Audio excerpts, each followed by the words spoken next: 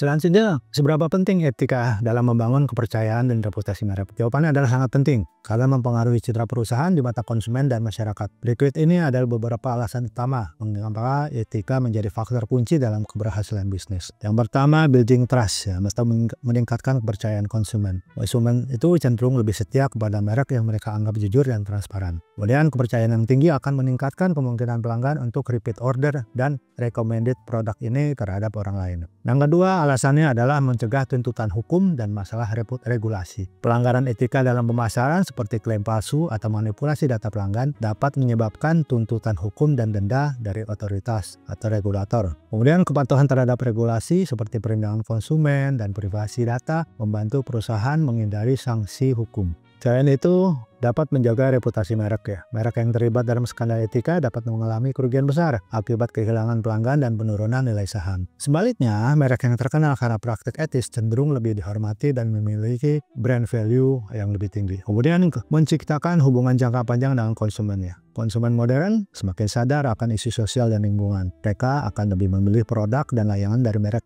yang berkomitmen terhadap tanggung jawab sosial dan keberlanjutan. Etika yang baik dalam pemasaran membantu menciptakan hubungan emosional yang lebih kuat dengan pelanggan. Kemudian alasan berikutnya adalah meningkatkan loyalitas karyawan dan investor. Bagi perusahaan yang menjunjung tinggi etika bisnis, lebih mungkin menarik dan mempertahankan karyawan berbakat yang ingin bekerja di lingkungan yang lebih bermoral dan profesional. Serta investor tentu juga akan lebih tertarik untuk mendukung bisnis yang memiliki praktik etis karena risiko hukum dan reputasi relatif lebih rendah. Oke, prinsip-prinsip dasar etika bisnis dalam pemasaran. Yang pertama adalah kejujuran, yaitu informasi dalam iklan dan promosi harus benar dan tidak menyesatkan. Kemudian tidak boleh menggunakan klaim palsu untuk menarik pelanggan. Seperti kalau misalkan ada klaim produknya bebas bahan kimia berbahaya, harus benar-benar memiliki bukti ilmiah yang mendukung pernyataan tersebut. Kemudian prinsip yang kedua adalah keadilan. Pemasaran tidak boleh merugikan pesaing dengan cara yang tidak adil, seperti menyebarkan informasi palsu tentang produk mereka. Kemudian perusahaan harus mematuhi hukum persaingan yang sehat. Yang ketiga adalah tanggung jawab sosial. Perusahaan harus mempertimbangkan dampak produk mereka terhadap masyarakat dan lingkungan, serta harus menghindari praktik bisnis yang dapat merugikan kesehatan atau kesejahteraan pelanggan.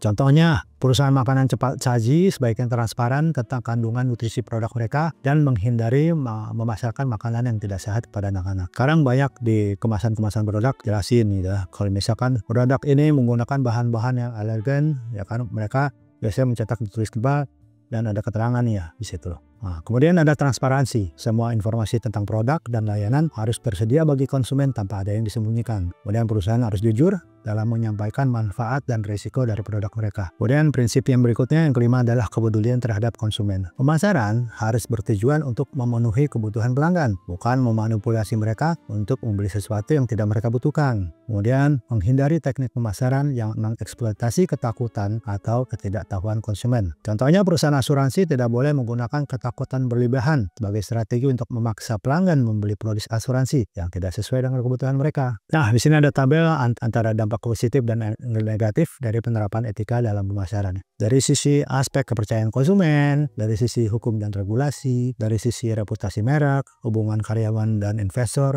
kalian bisa lihat di situ ya. Maka kesimpulannya, etika dalam pemasaran dan branding adalah aspek fundamental dalam menjalankan bisnis yang bertanggung jawab dan berkelanjutan. Prinsip-prinsip seperti kejujuran, transparansi, keadilan, tanggung jawab sosial, dan kepedulian terhadap konsumen membantu menciptakan hubungan bisnis yang sehat dan menguntungkan semua pihak. Kemudian kesimpulan berikutnya adalah menerapkan etika dalam pemasaran tidak hanya menghindarkan perusahaan dari masalah hukum dan skandal, tapi juga memperkuat reputasi merek dan meningkatkan loyalitas pelanggan dalam jangka panjang. Itu kesimpulan dari penerapan etika dalam pemasaran.